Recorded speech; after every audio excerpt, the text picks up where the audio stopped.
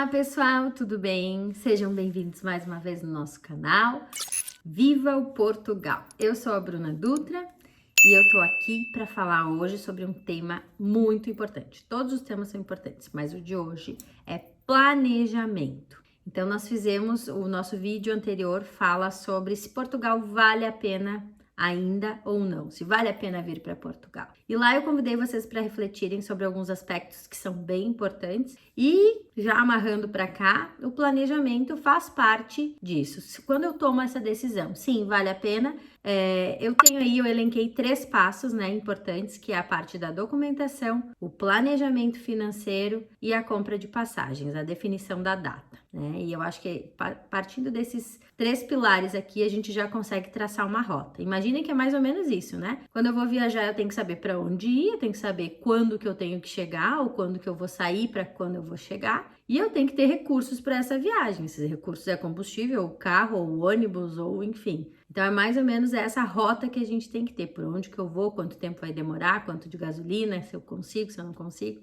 E é isso que a gente vai conversar aqui hoje. Então, quando a gente fala em planejamento, depois que eu decido, que eu bato o martelo na minha cabeça, pode ser na minha cabeça, sim, eu vou ir para Portugal. Decidi, eu vou ir ou para estudar, ou eu vou ir para trabalho, eu tenho que saber mais ou menos uma data, quando que eu quero ir. E isso vai ter relação com os meus recursos. Recursos financeiros eu tô falando aqui. Eu tenho dinheiro? Tenho uma reserva econômica, uma poupança? Eu fui juntando dinheiro durante um tempo? Sim ou não? Se eu tenho essa reserva financeira, pronto, eu posso ir daqui X tempo, 2 meses, 3 meses, 4 meses. Se eu não tenho essa reserva financeira, eu vou precisar criar essa reserva financeira. A cotação do euro hoje, no dia de hoje, dia 5 de outubro de 2022, está 5,24 no site da Wise, tá? Dei uma olhadinha, pelo menos estava assim mais cedo, pode ser que tenha mudado, mas é só para a gente ter um parâmetro e mais para frente a gente conseguir olhar. Então, o que a gente tem? A questão financeira vai ser um dos determinantes para o tempo, quando que eu vou viajar, né? Se é logo, se é mais para frente. E a gente tem que ter uma quantia mínima de dinheiro. Hoje, no dia de hoje também, a gente tem algumas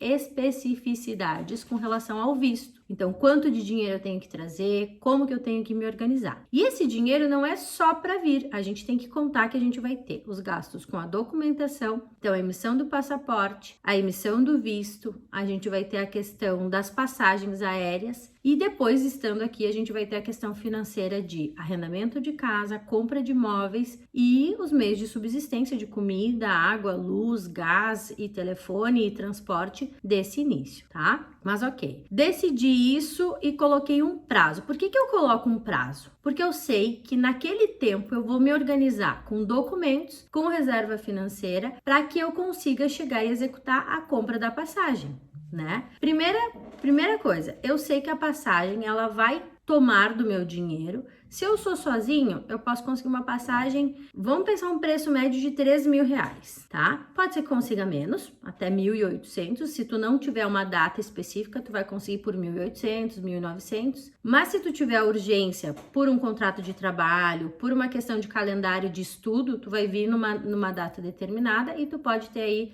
esse valor de 3 mil reais, não é difícil do pessoal pagar esse valor, tá? Mas vamos lá, vamos pensar, até a gente pode ter uma média de 2.500, né? Vamos pensar o extremo e uma passagem mais em conta. Então, 2.500 é a passagem, se eu sou sozinho. Se eu tenho família, meu marido e meus filhos, eu vou ter que multiplicar isso pelo número de componentes, né? Quantas pessoas tem? Então, se são 4 pessoas, a gente vai ter aí em torno de 10, 12, 13 mil reais. A passagem não é só a passagem, a gente tem as tarifas, as taxas, né, do aeroporto. Então, muitas vezes tem lá na 123 milhas, no site da Decolar, o valor 1.980, mas quando a gente vai emitir essa passagem, começa a ter taxinhas ali. A taxinha de emissão do bilhete, a taxa com relação à mala, são várias taxinhas. E esse valor de 1.980, ele vai para 2.200, 2.300. E quando a gente tem 2, 3, 4 pessoas na nossa família, essas taxinhas são multiplicadas pela quantidade de pessoas. Então,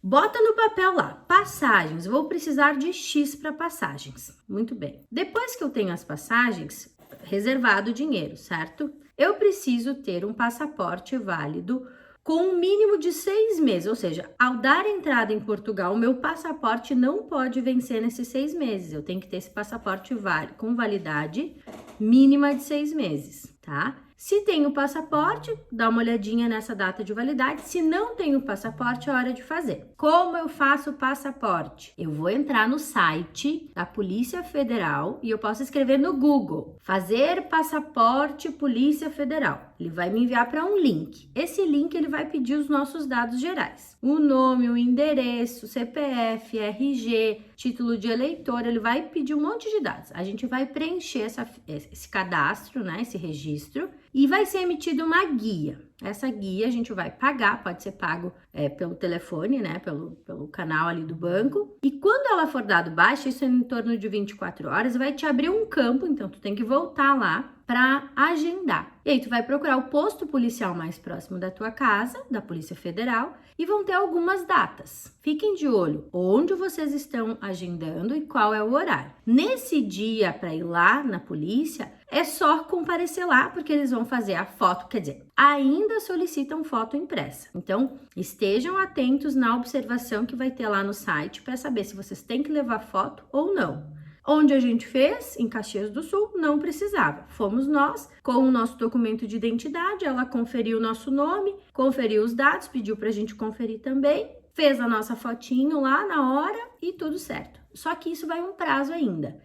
Então, depois do dia que tu foi lá fazer, tu tem até 15 dias para te ter aí a emissão, para te poder voltar lá e buscar. Alguns casos, dependendo da demanda que eles tiverem, esse prazo vai chegar, sei lá, 1 mês, 45 dias, até 2 meses. A gente já teve períodos, na segunda vez que eu vim para cá, se eu não me engano, que eu tive que renovar o passaporte. O período de espera para a emissão do passaporte foi de 2 meses, mas isso não é comum. Normalmente é mais rápido do que esse tempo, tá? Então, entre 15 dias e 2 meses é um prazo mais ou menos que a gente tem que considerar. Muito bem, passaporte na mão, a gente já tem o primeiro documento de viagem. Portugal hoje, a entrada como turista, ela não exige nenhum visto. Para o ano que vem, 2023, eles estão estudando um visto para entrada de turismo. Por quê? Porque muitos turistas entram e depois se legalizam estando aqui procurando trabalho, tá? Então vai ter um visto para entrada de turista e um visto para procura de trabalho. E a gente vai ter que definir qual é a fila que a gente vai ir. Se eu tenho a real intenção de trabalhar, convém que a gente venha com visto de trabalho. Se a gente vem como turista para conhecer, para saber se a gente gosta,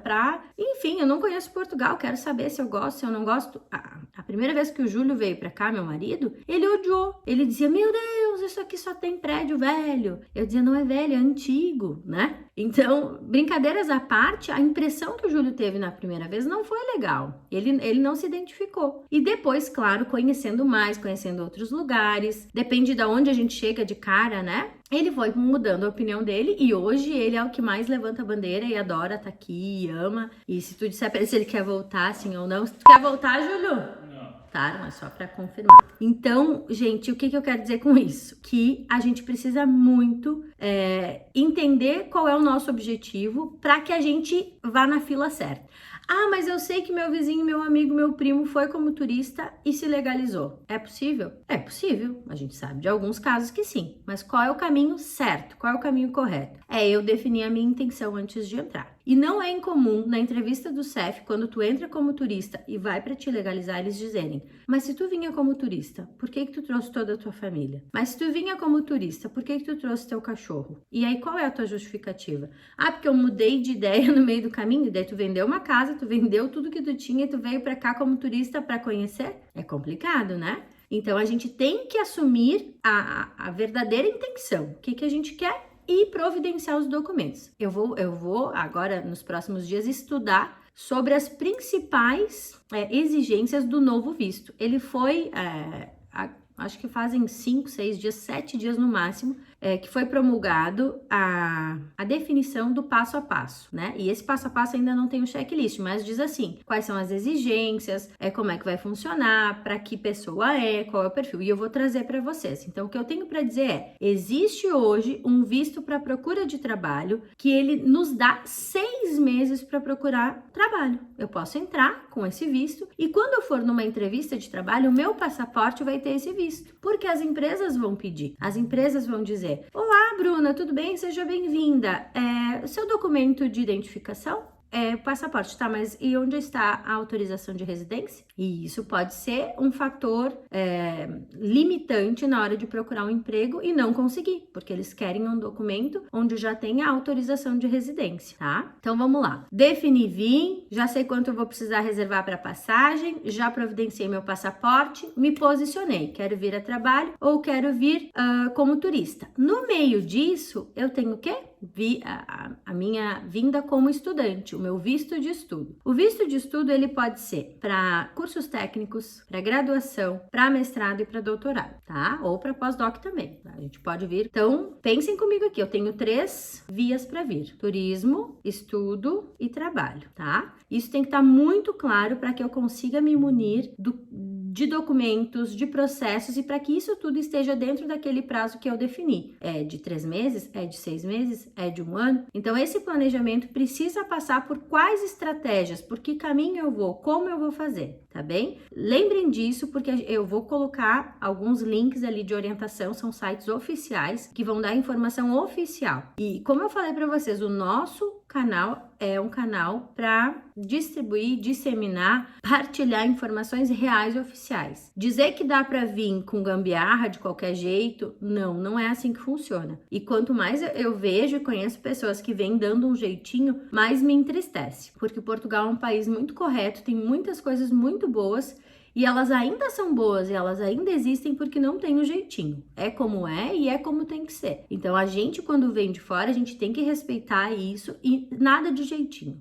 Como eu quero vir? É estudo? É turismo? Ou é a procura de trabalho, tá bem? E depois disso, a gente vai ajustar ao tempo que a gente quer vir. Antes de terminar o vídeo, eu sei que vocês devem estar se perguntando, mas quanto eu preciso de dinheiro, né? Deixo reservado o dinheiro da passagem. Saiba que o arrendamento aqui hoje, como tem muita procura, tem baixa oferta, a gente está vivendo um momento do mercado imobiliário muito aquecido, então a gente tem valores um pouco acima. Um T0 na região do Porto, ele vai estar entre 650 até 750, se for Porto, tá? Consegue-se com menos do que isso? Talvez sim, né? Talvez aí uns 600, 550. Mas pensem entre 650 e 700. Um T1 ele vai ficar no mesmo valor, mas ele pode chegar um T1 até 800 euros. Eu fiz arrendamentos, os últimos de T1 foram a 800, 850. Por que eu digo eu fiz? Porque eu trabalho com relocation, né?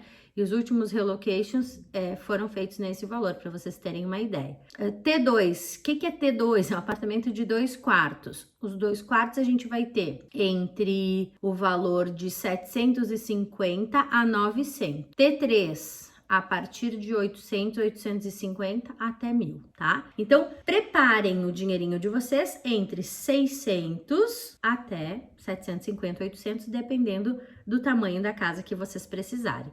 E quando eu falo precisarem é por quê? Porque se eu sou um casal, eu posso ter um apartamento de 1 quarto. Se eu sou um casal com um filho, eu não posso viver num apartamento de 1 quarto. Não posso, porque a Lei de Proteção à Infância, ela prevê que no domicílio tenha 1 quarto específico para criança. Ah, mas eu conheço meu primo, meu amigo, meu conhecido que vive, ele, a esposa e 2 filhos num apartamento de 1 quarto. Olha, não é o que a lei diz. E se essas crianças, se a parte de assistência social da escola for visitar e achar que não existe um ambiente saudável para essa criança se desenvolver, essa família pode ser notificada e judicialmente precisar tomar alguma providência. Então, o que a gente não quer quando a gente vem como imigrante é encontrar nenhum susto desses, nenhum empecilho. E quem busca minha ajuda, eu sempre falo sobre isso, né? Sobre a importância da gente estar de acordo com as regras locais, com esse contexto. Não é achar jeito, não é contestar, é a gente se ajustar ao que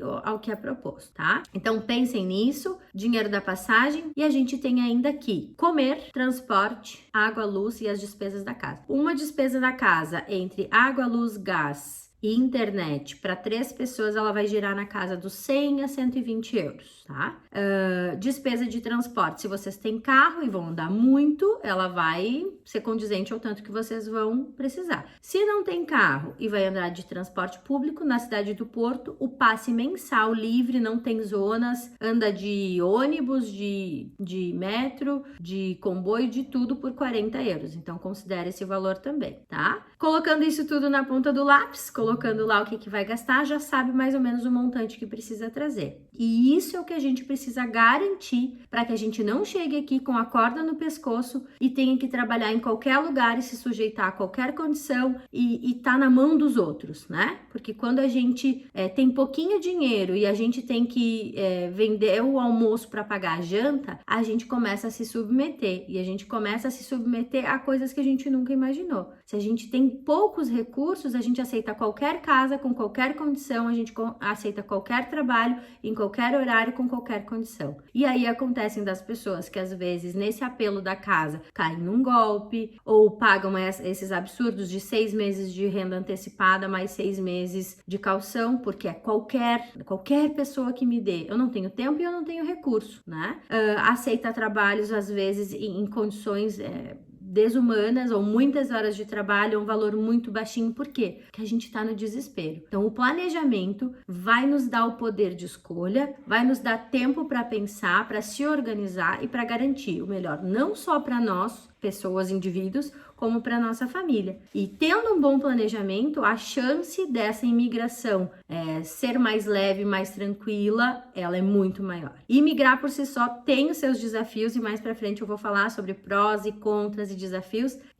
Imigrar por si só, a gente está deixando algo para trás para algo que a gente acredita que vai ser bom, que vai ser melhor, né? Ou algo que a gente deseja muito. Então, tendo em vista esse planejamento, a gente tem maiores chances de ter uma vida, né, feliz, tranquila e que esse sonho não se torne um pesadelo, que esse sonho de fato nos traga realizações. Então, espero ter ajudado vocês com o planejamento. Se inscrevam no canal, se inscrevam, né? Aperta ali no sininho, compartilhem esse vídeo com pessoas que pensam em vir para Portugal. Escrevam nos comentários também, que me ajuda muito ao YouTube me conhecer e me enxergar. E curtam as nossas redes sociais, apareçam por lá no Instagram, Viva o Portugal, que eu vou ficar bem feliz, tá bem? Um beijo enorme, fiquem bem e até o próximo vídeo!